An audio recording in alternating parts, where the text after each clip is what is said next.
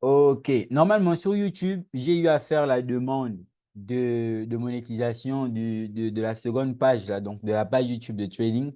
Donc, une fois que tout se passe bien, on va potentiellement pouvoir créer un compte communautaire de trading avec les revenus de YouTube là. Mais bien évidemment, ça va dépendre du partage, des performances des gens.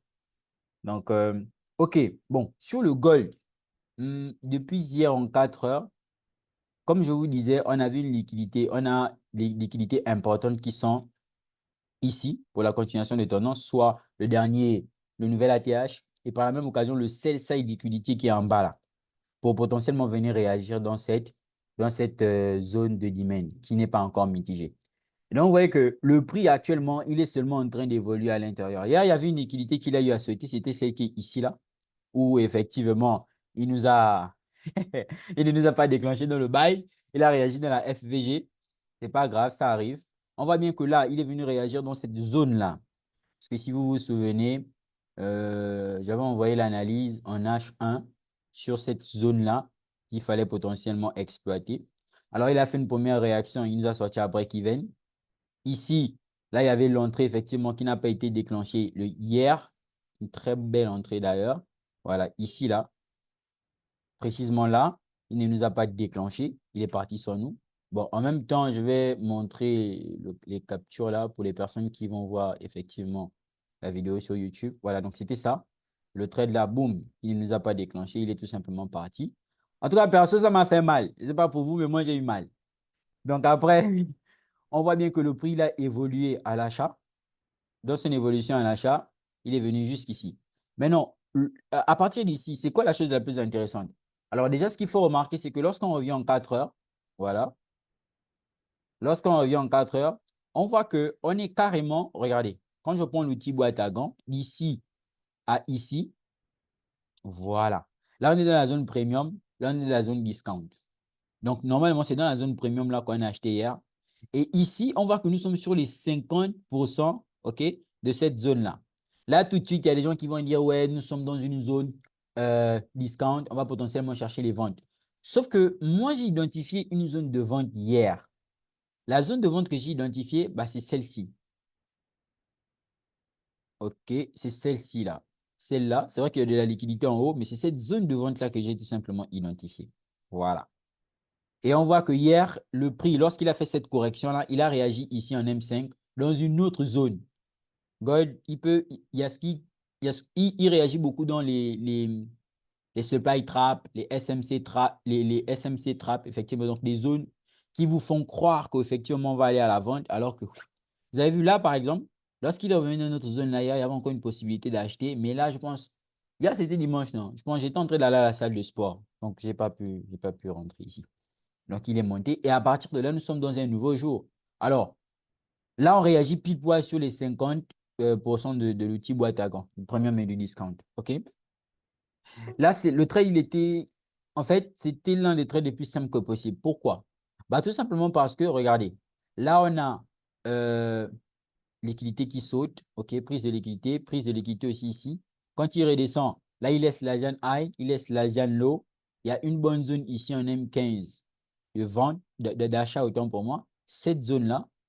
Donc, on voit qu'est-ce qu'il fait? Schéma classique, hein? Il prend la ZIAN. Je vais activer l'outil de session, vous allez voir. Schéma classique. Voilà. Il prend la ZIAN low, comme vous pouvez le remarquer ici. Voilà. Prise de la ZIAN low, il saute la ZIAN high. Par la même occasion, vous voyez que là, j'avais identifié ce niveau de liquidité qui correspond tout simplement au TP1. Chose faite. Donc, on a pu prendre la position. Déjà, je pense, le premier, si par exemple vous avez ouvert 2 à 3 positions, vous pouvez déjà encaisser le TP1 dans la première position, ici, première position TP1. Ensuite, forcément, le prix, il doit corriger. Il doit corriger parce que vous avez vu comment il est assez monté. Maintenant, jusqu'où pourra-t-il corriger? Là, on est nobé à l'intérieur, là. Donc, si je viens en M5, voilà. Donc, on peut avoir une correction jusque dans cette zone-là, pourquoi pas? On peut avoir une correction jusque dans cette zone-là pour potentiellement tenter un re-entry. OK?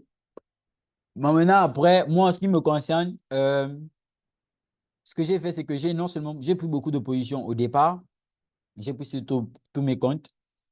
Donc, ces prises de position ont impliqué le fait que je dose les lots. En tout cas, j'ai tout simplement dosé les lots. Et donc, je suis sorti ici, TP1. Par contre, j'ai une position encore qui tourne avec un très petit lot. Par contre, un lot de 0,1. La position elle est en train de tourner.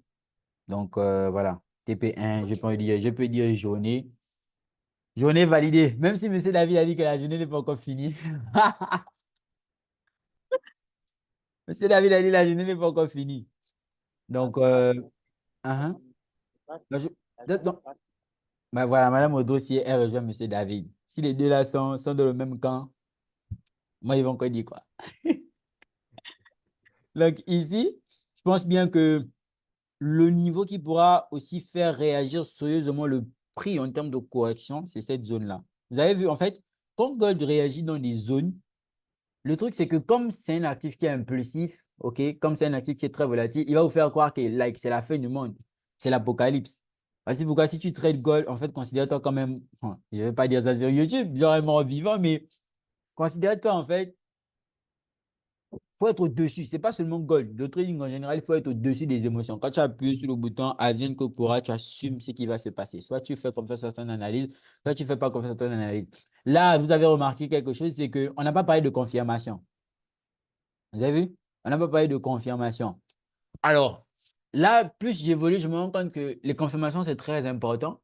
Mais il faudrait déjà avoir assez d'informations pour non seulement quand le prix arrive dans une zone, savoir qu'effectivement, on est plus susceptible de potentiellement aller ici ou là en fonction des données relatives aux liquidités. Donc, c'est très important, surtout lorsqu'on va trader gold. Là, on a fait directement une entrée M15. L'analyse, elle a été faite en M15. Vous voyez que là, c'était propre. Par contre, après, on aurait pu passer à côté aussi si on avait nécessairement attendu une confirmation. Donc, souvent, les confirmations, ça va dépendre du cas auquel on fait face, au cas par cas auquel on va tout simplement faire face. Donc, c'est un peu ça. Pour les personnes qui vont nous rejoindre effectivement dans ce live, enfin, pour les personnes qui vont regarder le live sur YouTube, là, tout de suite, c'est exceptionnel. J'ai décidé de partager toutes mes positions cette semaine. Déjà, je partage déjà des analyses dans le canal privé, mais là, c'est un peu plus pointu en ce sens où je vais un peu plus dans les détails dans les partages. Donc, l'analyse avait déjà été envoyée ici le matin. Comme je disais, je viens de me réveiller là. Alors là, on ne peut pas voir parce que le contenu il est bloqué. Donc, l'analyse, elle est ici. Et TP, comme vous avez pu le constater. Maintenant, après, pour les personnes qui voudront nous rejoindre, vous avez la possibilité de rentrer dans le groupe public. Vous allez voir le lien en bas de description. Là aussi, je fais l'effort de partager mes prises de position. Par contre, le trade sur le gold, effectivement, ça a été partagé dans le canal privé. Après, maintenant, je vais faire le récapitulatif de le canal public. Maintenant, après, vous avez la possibilité, effectivement, de, de tout voir là, ici, tranquillement, dans le groupe Crypto News. Les services aussi, ouais. La formation, elle est en cours. Enfin, en cours, quand j'ai dit cours, c'est cours de lancement parce qu'on va officiellement commencer le 15 septembre. Ça devait commencer le 5 septembre, mais on a été obligé tout simplement de repousser la date. Pour le 15 septembre, à 230 euros. Voilà. Bon, maintenant, moi, je vous écoute. J'ai fini mon débriefing sur le gold. Ah non, non, attendez. Par contre, une minute. Ah, minute là, ça coupe mon micro, ça coupe ma caméra, il n'y a quel problème. Je voulais dire quoi? Euro Oud. Euro Oud, c'est la position qu'on est en train d'attendre.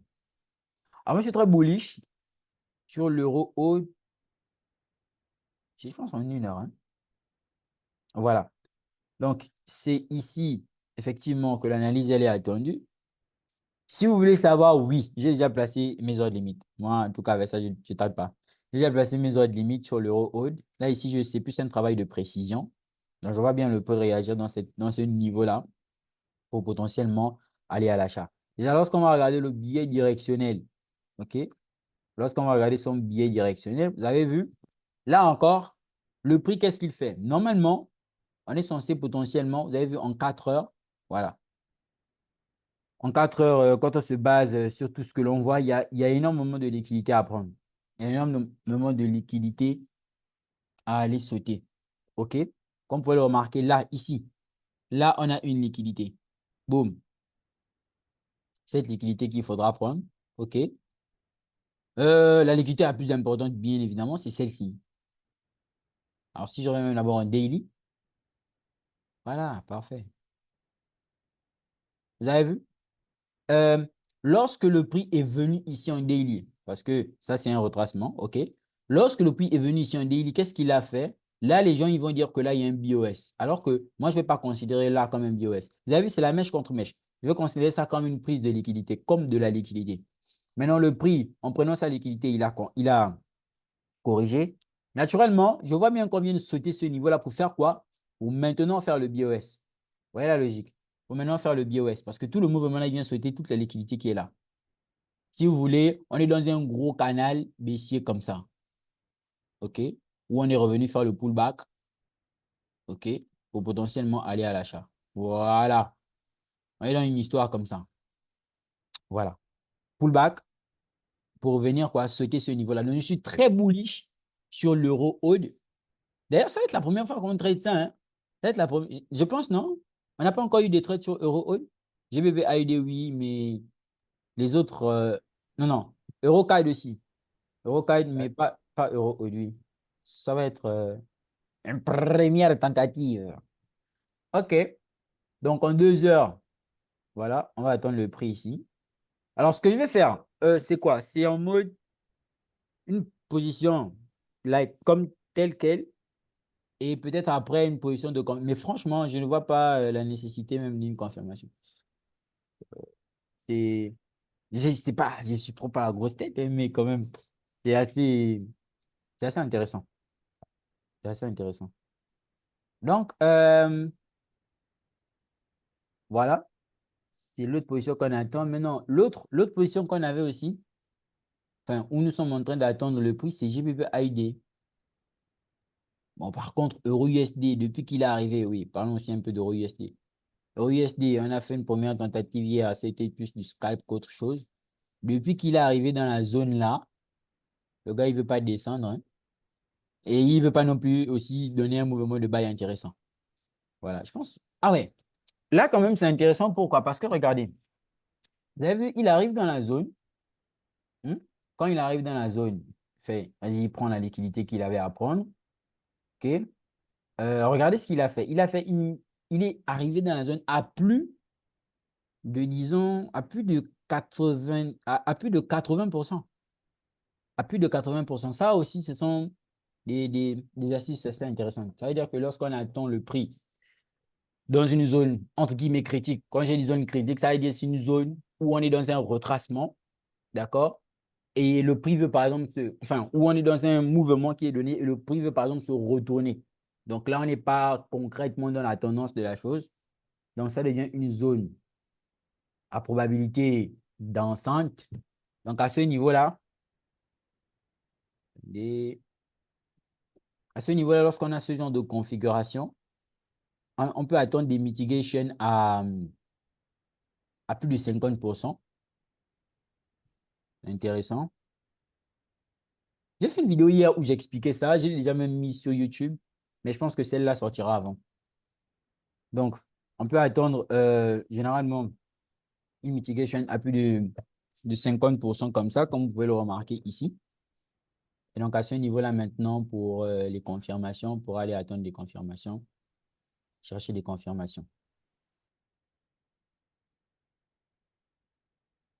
On pourra aller chercher des confirmations. Mais bon, cette zone-là, quand même, hier, la tentative qui y a eu là, le mouvement scalping qui après le prix se retourner et tout là, c'est une tentative assez intéressante, bien que le prix n'avait pas mitigé effectivement plus de 50% de ce tobe-là.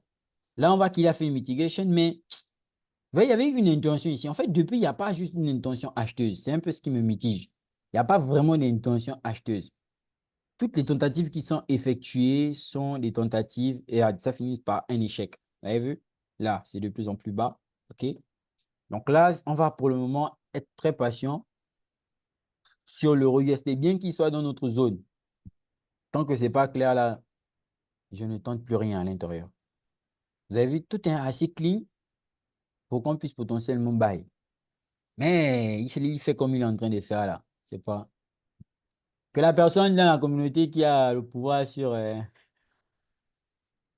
Euro USD là dise un mot, pardon. OK, bon, là, ici, sur le GBP AUD, normalement, cette zone est très pertinente. Cette zone est très pertinente. Ça, je la considère comme étant une SMC trap, genre, une zone trap, c'est une zone là, qui peut faire réagir le prix sur un court terme. Mais après, on se casse la face. Bon, le prix peut réagir ici sur un court terme, mais je mise pas, en fait, en réalité, je mise vraiment pas sur cette zone-là. Bon, parce qu'il y a quand même assez de liquidité en bas. Voilà. Après, effectivement, la réaction un peu. Bon, je pense qu'on peut avoir une réaction ici, mais je privilégie beaucoup plus la zone du bas parce qu'il y a quand même beaucoup de liquidité. Si vous vous souvenez, le trade qu'on avait eu à prendre la semaine passée, je crois bien, lundi passé, c'était ici, c'est tout le mouvement là qui est monté. En fait, il faut savoir que le GBP AUD, on est très bullish. Ça, c'est le truc carrément qu'il faut prendre en compte. Regardez, quand on est en daily, vous avez vu, quand le prix remonte ici, il fait la même chose que l'euro au final. Euro AUD au final. Prise de liquidité ici. Là, tout de suite, là aussi, il y a de la liquidité en bas. Cette demand long terme, elle est intéressante. Mais vous avez vu le prix quand il est arrivé ici, il a commencé à consolider. Il a réagi dans cette demand-là. Il est potentiellement en train de monter. Et la liquidité la plus intéressante à sauter actuellement, c'est celle-là. Donc là aussi, ici, on est très bullish. Il suffira d'être beaucoup patient. Privilégier la bonne entrée. Par contre, là, ici, on va attendre des confirmations. Privilégier la bonne entrée pour pouvoir monter avec. Là, maintenant, c'est genre, c'est un bail en mode, on dit quoi? On attrape les organes, on monte avec le prix. Parce que contre, c'est l'une des choses les plus intéressantes aussi, c'est toujours attendre le prix, monter avec lui. Alors, moi, je considère ça comme une fausse structure, hein. Je pars vraiment du principe où cette zone-là, franchement, je l'attends. Maintenant, après, si le prix arrive ici et il confirme, là, on pourra potentiellement chercher une entrée, mais pas des entrées long terme. OK? On pourra potentiellement chercher une entrée, mais on va privilégier les entrées court terme. On ne va pas trop s'exposer on va pas trop s'exposer sur ce coup-là. Donc voilà. Je pense que c'est tout, hein? OK. Non, Casse pas. Bon, ça, on va revenir dans une autre vidéo. D'ici là, je prie que Bitcoin se casse la face. Ouais, Bitcoin, s'il veut, il vient quand même taper quand même le support là.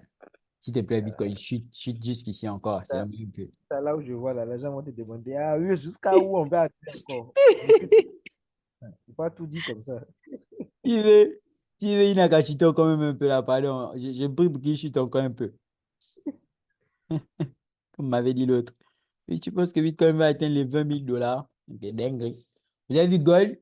Effectivement, après avoir pris cette liquidité-là, naturellement, il doit corriger. Comme je vous disais, il est en train de corriger. Voilà. Moi, j'aime ça. J'aime comme Gold obéit comme ça. Oh! Et cette bougie-là, très intéressante. Ça, même si une liquidité. Ça, même si une liquidité.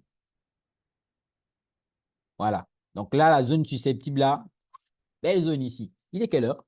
Voilà, il est 10h40, 41. Donc si Gold peut arriver ici là, retrace, pardon, grand retrace jusqu'ici là, avant 12h, ok? Peut retracer jusqu'ici. Comme ça, quand les Américains arrivent, allez, dosa, madosa, dosa, madosa. Quand les Américains arrivent, on dose seulement. Ça va être très intéressante. Mais déjà, c'est comme je vous disais, pour les personnes qui ont ouvert beaucoup de positions, TP1, déjà, vous pouvez encaisser. Et puis, donc là, j'ai une position qui est en cours, mais effectivement, s'il arrive dans cette zone-là, c'est la zone où je vais potentiellement faire un re-entry. Voilà. OK. Est-ce qu'il y a des questions? Mhm, Euh, Au niveau du goal, vous avez dit que il n'y avait pas eu, enfin, vous n'avez pas attendu nécessairement des confirmations, mhm, qu'il y avait des éléments que vous avez mis en place, enfin, des informations, une pool d'informations. Quelles mhm. sont ces informations? Des informations de liquidité? Regardez, lorsqu'on prend depuis le départ, depuis l'analyse que je vous ai effectuée dans le canal privé, sur le, c'est même- sur le gold en question. lorsqu'on regarde depuis ici, voilà, c'est ici, depuis toutes ces informations-là, voici toutes les informations qui ont été exploitées, de la première information jusqu'à la septième information. Déjà, on est dans une consolidation depuis euh, du 20 août au 22 septembre. Donc, ce n'est pas le 22 août, c'est le 22 septembre. Je vais corriger ça après. 22 septembre.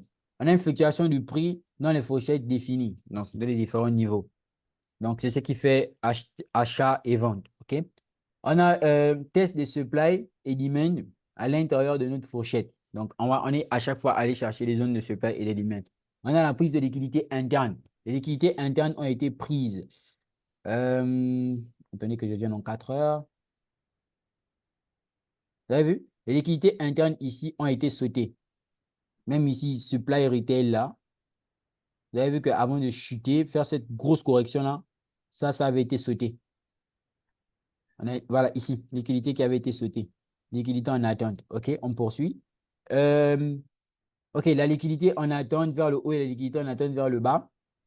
On a ici, attente vers le haut, vers le bas. Maintenant, en ce sens-là, quand on revient en 15 minutes, là, tout de suite, il y a des gens qui vont faire quoi? Si on se base sur les données relatives aux imbalances, parce que c'est ce qui est classique, imbalance, prise de liquidité, nanana, OK? Quand on remarque bien, quelqu'un aurait eu à faire ça. Il aurait dit là, c'est une zone potentielle, OK? Qui pourra faire réagir le prix. Il dit, men, voilà. Donc, tout ça là, vous voyez, c'est le déséquilibre, c'est l'imbalance, hein? Et ça serait servi de quoi? De support de liquidité. Sauf que, on est dans un nouveau jour. On est dans un nouveau jour. Donc ça, je peux dire que tout en bas ici, ce sont les liquidités pour plus tard. Pour plus tard, on est dans un nouveau jour. Donc déjà, on prend en compte le niveau dans lequel nous sommes. On est toujours dans un niveau acheteur. Regardez ici. On est toujours dans un niveau acheteur. Et quand on va se baser sur les données relatives au London, les reversal et autres, là déjà, on sait que sur le mouvement, on est sur un retracement. Donc par conséquent, on est bien pour un achat. Premièrement déjà, donc on va trader le sens du prix. Dans ce sens-là, c'est un sens haussier. On sait que généralement, le prix aura tendance à faire quoi? À se servir des liquidités des sessions, ce qu'on appelle les cycles des pips journaliers. Dans cette mesure, vous avez vu, on va toujours plus ou moins faire le même schéma. On va toujours plus ou moins faire le même schéma. Soit prendre le high ou soit prendre le low. Hier, la liquidité importante qu'on avait à prendre, c'était le high de la session asiatique. En l'occurrence, Asian high. C'est ça la liquidité qui était convoitée, qu'on avait à chercher hier.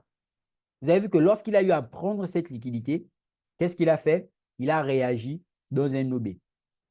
On a chuté. Néanmoins, en bas aussi, ici, ce sont les liquidités qui sont restées. Mais ce ne sont pas sur le coup les liquidités qui vont nous intéresser, nous. Pourquoi? Parce que on suit d'abord pour le coup la tendance parce que la tendance, lorsqu'elle donne son mouvement, elle est en train d'aller chercher, elle aussi, une autre liquidité. Et donc, quand on va revenir ici, on se pose la question que quelle est la zone la plus proche, non seulement de la liquidité, et donc susceptible de faire réagir le prix. C'est cette zone-là. Voici la pertinence de cette zone-là. Si vous voulez, ici, là, c'est un niveau qui est protégé déjà. Ici,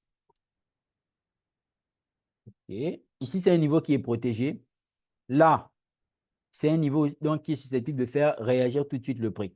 Alors, lorsqu'on regarde les imbalances, les gens, ils vont être mécaniques. Ils vont dire, s'il y a une imbalance, je vais nécessairement venir combler le prix et tout, etc. Mais en fait, en réalité, il faut regarder si, même s'il y a l'imbalance, il faut regarder si le niveau qui est en dessous ou bien au-dessus, ce n'est pas un niveau qui est protégé.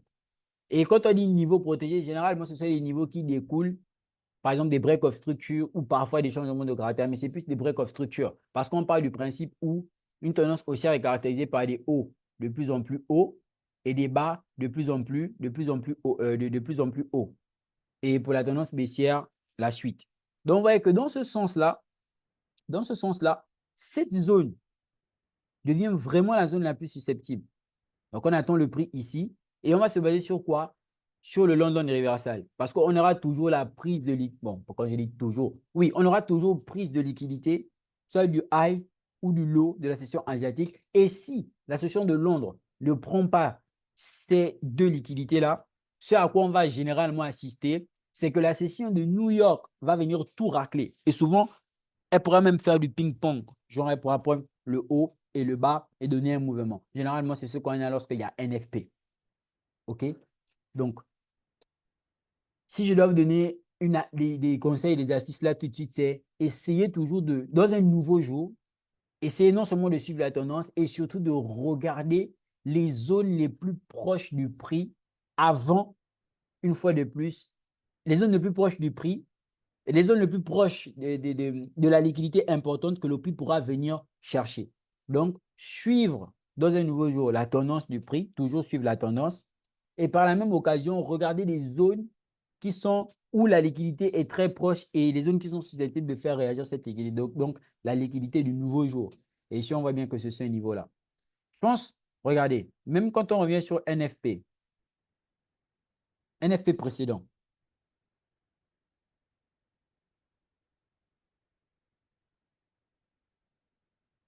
hein, je vais d'abord venir en 30. On aurait pu trader ça, mais bon, après, le prix nous avait, comment dire, ça avait quand même été assez fort. OK. Non, c'était en 15 minutes.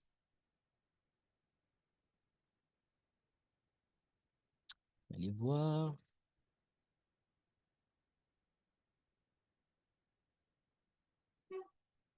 Voilà. Vous avez vu? Euh, Regardez. Lorsque le prix faisait ça, boum, il est parti à l'achat. Il est revenu réagir où?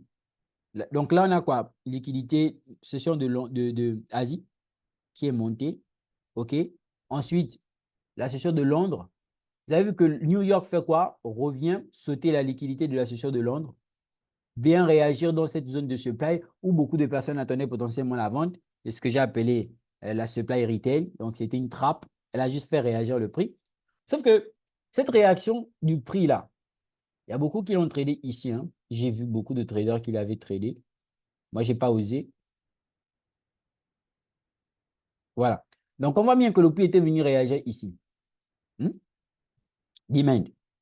Lorsque le prix réagit ici, dans cette zone-là, OK, euh, OK, il monte, il monte, il monte, il monte. Normalement, la liquidité qui était visée, c'était laquelle? C'était celle-ci, ce premier niveau-là. C'était ce premier niveau de liquidité qui était visé.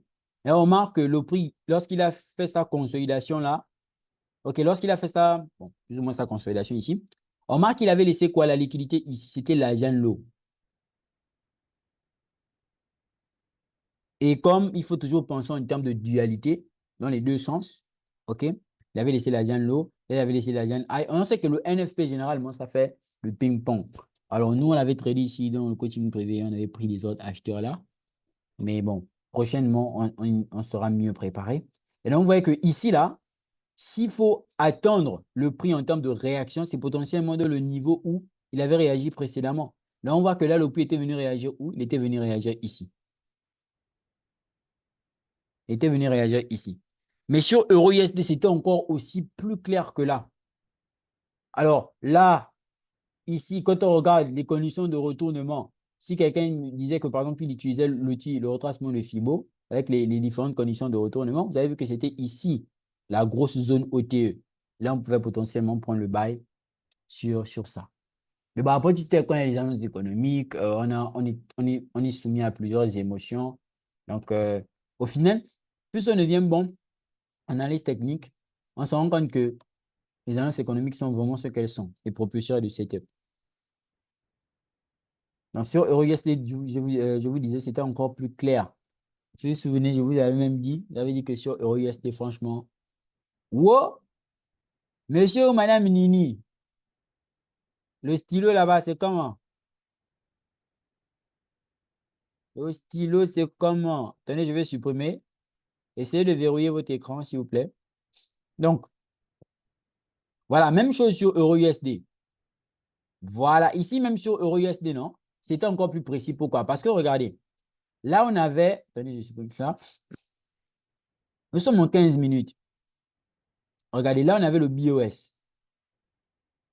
Si on a le BOS et que le prix vient réagir ici, on est d'accord que là, ça devient directement un protected low. C'est un low protégé.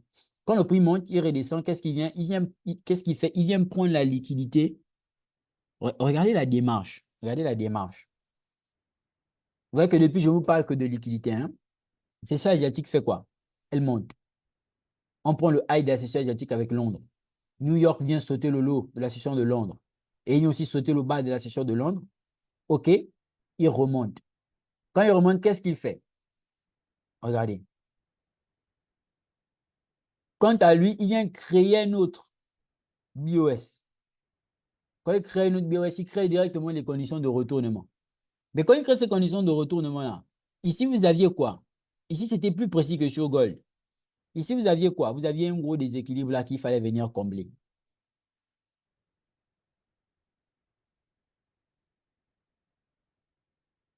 OK? Vous aviez un gros déséquilibre ici qu'il fallait venir combler. C'est bon?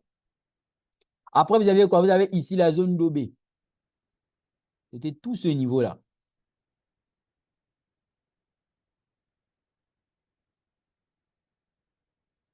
Et même si vous reveniez en 30 minutes, il faut toujours réajuster les zones. Ouais, donc c'était tout celui-ci. Réajustement 30 minutes. Vous avez toute cette zone-là. Donc, il y avait un gros déséquilibre ici à venir combler là. OK? Oh, il y a 15 minutes. Et maintenant, dans ce sens-là, tout ça, c'était la liquidité. Qu'est-ce que le prix a fait? Il est venu là. Si on avait notre, si on avait notre, oh, si on avait notre ordre, limite ici. Voilà. Pour potentiellement être déclenché pour aller chercher quoi? La liquidité du haut. Donc, ça aussi, c'est une news économique qui était tradable. Comme ça. Pour que ce soit un peu plus clair. Voilà. Boum. On va aller chercher en haut. Mais bon, il y a CPI cette semaine, non? Le 11. Oui, Soyez oui. là.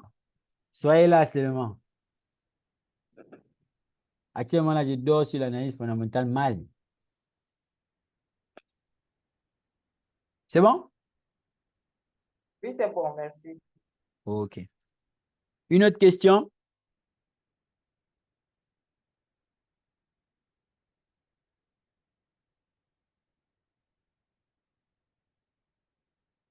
Allô?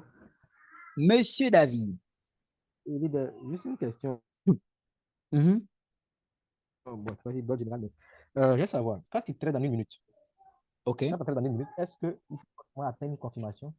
Ou bien là seulement, il faut vraiment beaucoup jouer sur la qualité, bon, si les différents types de bougies, au fait. Euh, Ou... bon, déjà, il y a tout qui rentre en compte. Maintenant, quand on trade en une minute, ça veut dire que, en fait, c'est une confirmation en une minute qu'on attend. La tendance n'est pas définie en une minute.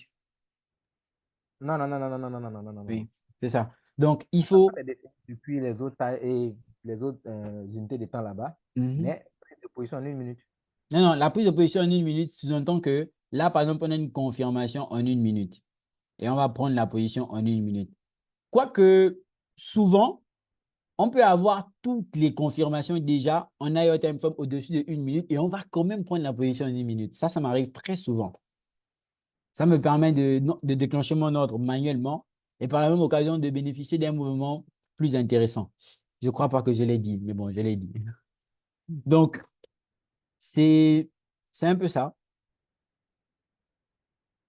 Généralement, c'est plus la confirmation qu'on attend en une minute qu'autre chose. D'accord. Parce que là, je me dis, bon, écoute, si je dois prendre tout ce qui est comme. Bon, si je prends les confirmations en une minute, pourquoi ne pas te la mettre en une minute? Si, si. En fait, on prend Bon, la confirmation en une minute pour déclencher l'histoire là-bas même. donc, voilà. C'est à ça que je m'essaie maintenant, quoi. Mhm. OK. Je me dis, même si je vois en 5 minutes, il faut déjà venir prendre la confirmation en une minute. Bon, donc, Mhm. dès que j'ai la tendance dès qu'il y a l'attitude du marché même, bon, je me dis que je viens vite à temps. Maintenant, voilà, au niveau d'une demande, au fur et à Mhm. mesure qu'on descend en petite unité de temps, est-ce que on peut la raffiner au fur et à mesure, en fait? Si. Au fur et à mesure? Mhm. Dans ce cas, si c'est là qu'on vient attendre le prix, alors, vu que si on a, bon, je prends un exemple, si on part d'une heure de temps jusqu'en une minute, par exemple, c'est long, mais c'est qu'à force de raffiner en une minute, c'est la dernière unité de temps. Bon, c'est vrai qu'il y a les 30 secondes aussi, mais en une minute déjà, on voit carrément l'order block même qui est là, et puis on peut attendre le prix là. Regardez. Si je viens par exemple ici, 4 heures. Hum, Vous avez vu 4 heures, GBP AUD. C'est cette bougie-là. Poussons un peu même loin. On va voir. OK, donc 4 heures. À l'intérieur, là, il y a un OB. Vous avez vu cette bougie-là? Ce qu'on appelle un inside OB. Par contre, si je viens en 2 heures, vous avez vu que c'est encore plus raffiné ici. Mais regardez, j'essaie de tracer celui de 4 heures.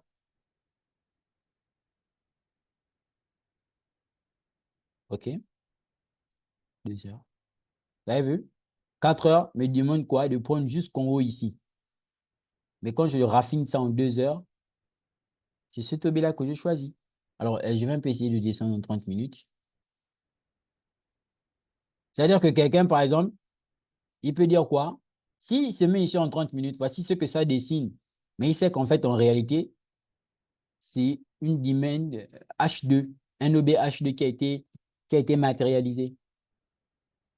Maintenant, après, il faut tenir compte de la higher et de la lower time frame. Ça veut dire que il y a les unités d'identification de structure et de POI, de demand, de supply en higher time frame. Par exemple, ça peut prendre, je dis quelque chose, de monthly jusqu'à daily, jusqu'à H1. Et généralement, on va prendre M30, M15, M5, M1 pour les confirmations. Quoique, souvent, lorsque on... Il n'y a vraiment pas de soleil aujourd'hui au Sénégal. Ça, c'est pas bon pour moi. Quoique souvent, lorsqu'on prend, par exemple, euh, des grosses time frames comme H4 daily, H1 peut être une confirmation. Je vous l'avais montré avec le trade sur l'USD-CHF. Oui. Sur le cas de CHF aussi.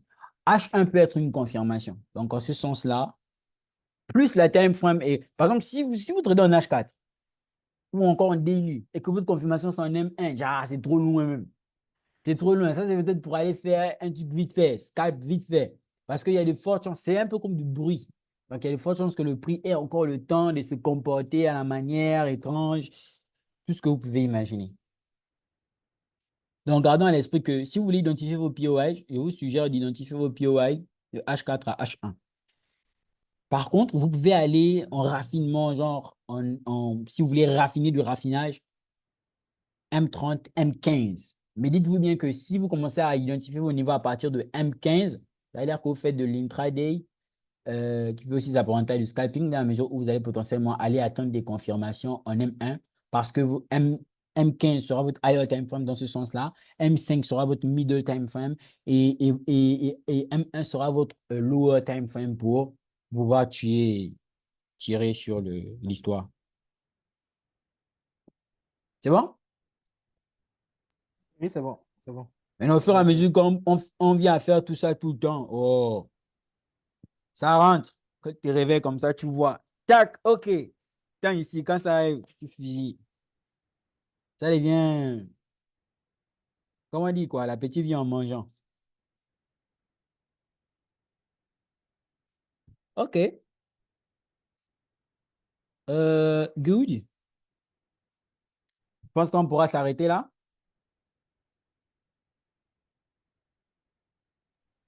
C'est bon? Plus de questions?